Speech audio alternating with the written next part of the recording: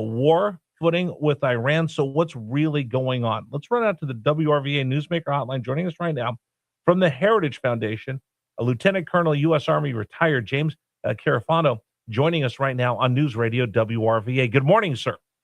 Hey, great to be with you. Thank you so much for joining us. So I guess, are we in limbo? Are we back on a war footing? Are we leaning back towards a ceasefire? Where do you see us right now in regards to Iran? Yeah, I don't care. I mean, I literally don't care. It's not really the big issue. I mean, Iran today physically cannot build a nuclear weapon even if they wanted to. They can't threaten any of their neighbors with barrages of missiles and drones. They could maybe fire a few, but they can't threaten a Holocaust on anybody. They couldn't get any of their surrogates to attack anybody. And they cannot take 20% of the world's oil off the market. These are things that are physically impossible for the Iranians to do. That's a win for the U.S. because all those things are the things which made Iran a great destabilizer of the region. They cannot destabilize the region anymore. And so I don't know how this ends. And I will say most of the Iranian stuff that the Iranians are doing now is really for domestic consumption. You know, they want to keep an iron fist on the country. And so they say, well, look, we're being tough. You know, we're attacking the Americans. They don't tell you that they fired a handful of things that got shot down. We are closing the straits, even though oil is moving through the straits every day. So it may play well at home to people who don't have access to the internet and don't know what's going on in the world. But honestly, I don't know how this ends because you have a regime that on one hand is just interested in staying in power and is willing to take an enormous amount of punishment. You have an administration which basically can do anything they want. And the Iranians have no capacity really to prevent the United States from achieving its goals. The important things are not what's going on in Iran, but the other things the U.S. can do in the region now that we couldn't do before. Reconstruction in Gaza and Lebanon and Syria, getting the countries to work with Israel to develop their own defense capabilities against a future Iran threat. Working with other people in South Caucasus and Central Asia, in the Middle East to create more resilient and redundant supply chains so things can move through the region regardless of what the Iranians do. Taking things that the Iranians a year ago could have stopped us, and now they can't. So those are the really, really important things. But not to pick on you guys, but everybody's saying, well, what's going to happen in the war? And the answer is it really doesn't matter all that much. See, I'll push back a little bit because I think for our listeners and for me, I think people want to know what's going on and what direction the country's going on. So I understand what you're saying. Iran has been severely hamstrung from where they were when they can unleash all of their proxies on Israel and their neighbors, and everybody was afraid of them, and they were the big bullies in the neighborhood. They just got punched in the nose. They still act like the bully right now. I know Americans are concerned about the price of gasoline in the Strait of Hormuz and oil, and we've heard all of that. But with all that being said, I guess what's confusing to our listeners, and we had a whole discussion on this yesterday, is what is the United States' intention? What do we need to do? There's some that say, hey, War Powers Act, pull back. We've gone too far. Others are saying, bomb them into submission, bomb them into the Stone Age. Others are saying, can we really go in there and defeat them, get the nuclear materials, open up the Strait of Hormuz without having U.S. Marines, boots on the ground, somewhere in Karg Island or even on the mainland of Iran? How would you respond? Yeah, well, none of those options are going to happen. Look, we're likely not going to. I know a lot of people say nothing short of regime change will solve this, but regime change brings a whole nother set of problems. And I'm sorry, that wasn't. I don't remember the administration ever talking about regime change. I think because it's a bad option. But many of the critics who say, well, we haven't gone far enough. The problem is a regime change brings bad, and the other problem is nobody can tell you what's the check for that. You know, what amount of force do you do that gets to regime change? So nobody's going to write a blank check. The U.S. is going to do that. We're also not going to be utterly stupid to just walk away. Because why would you give the Iranians a get out of jail free card? So we're going to operate in this area in the middle and mow the grass. And the president may decide to do more, or he may decide to do less. But the Iranians are crippled, and you don't get the result that you want. You get the important result is what protects U.S. interests.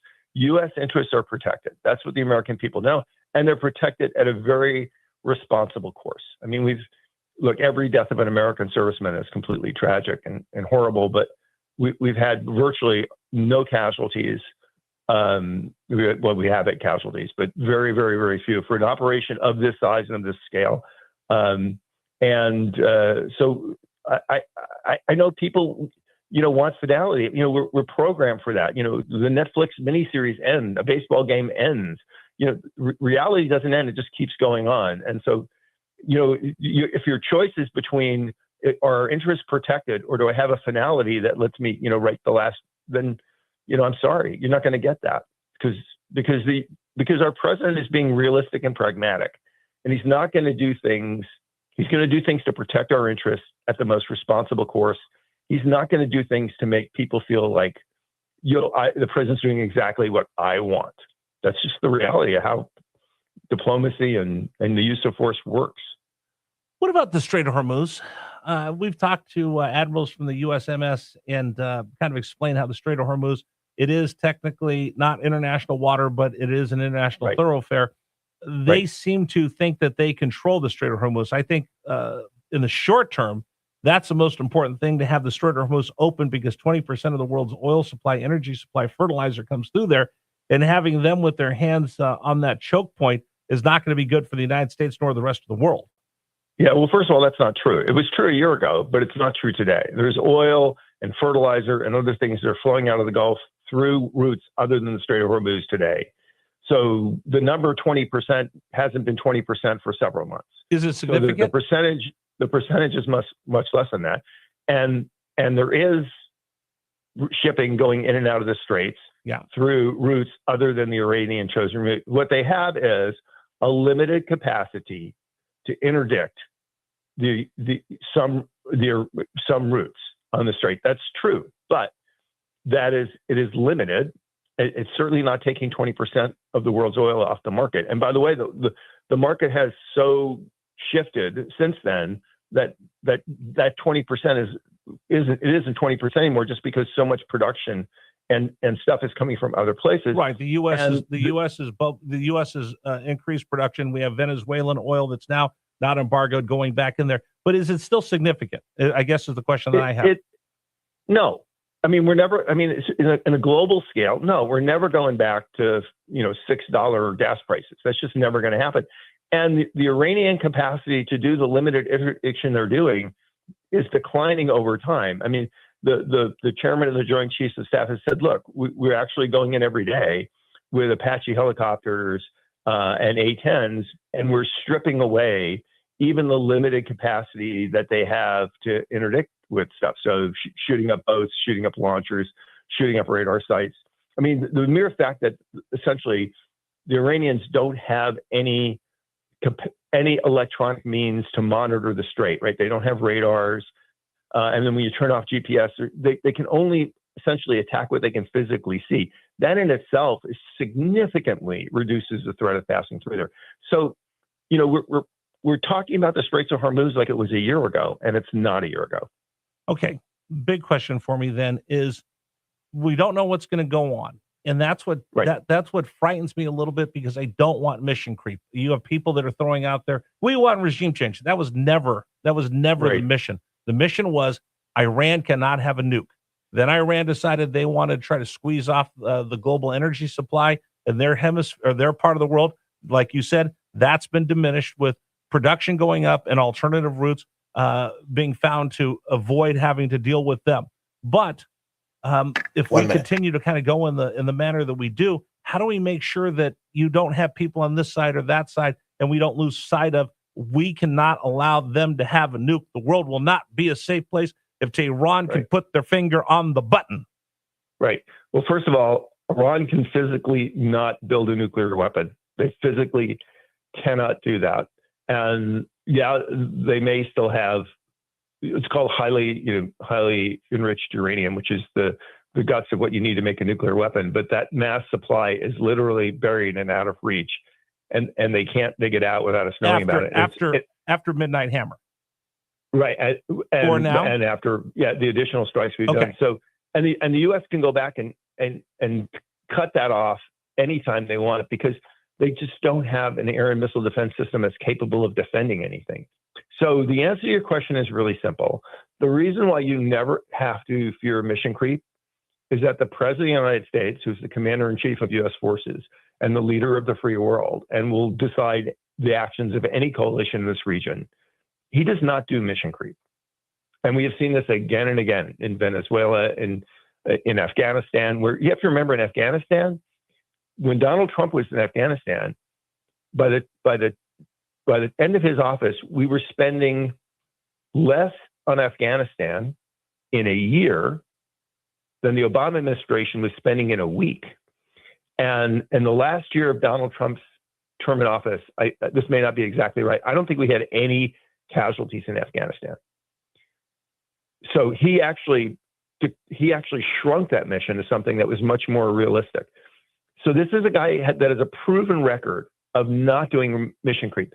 You know, he's done the opposite in Ukraine. We've actually done, in terms of what we put in from the U.S. perspective, less for the Ukrainians, but he's actually gotten the Europeans to do more. And Ukraine has had the most success it's ever had on the battlefield in the 2 years that Donald Trump has been president, and we have not put one American troop in harm's way. And actually has changed the battlefield scope for I think the next decade with the drones that they were able to develop. Absolutely. Mother is the necessity of invention, and I'll get that saying wrong off the top of my head, but I think everybody knows what I'm talking about. Sir, I appreciate you coming in. It's a different perspective. I think that you're looking at this with a bigger field of vision than a lot of us are here in the news, just looking at what's going on today, tomorrow, in the short term. I see your vision of this, and eventually, I think everybody has to agree they can't have a nuke. They can't build a nuke. They can't recover their program. If they do that, the entire world is in danger, not just Israel, but the entire world. I appreciate you coming back on. Love to have you come back on again. We have more time and finish this conversation. Anytime. Thanks so much for having me. All right, take care. James Carafano joining us from the Heritage Foundation. You want to comment? You can, 833-804-1140. We'll continue with you. It's News Radio WRVA. Hey, by the way, yesterday, just to tell you, I told you I saw some folks when I went over to Leicester by Adolph. You know where they're located, Ridge Shop.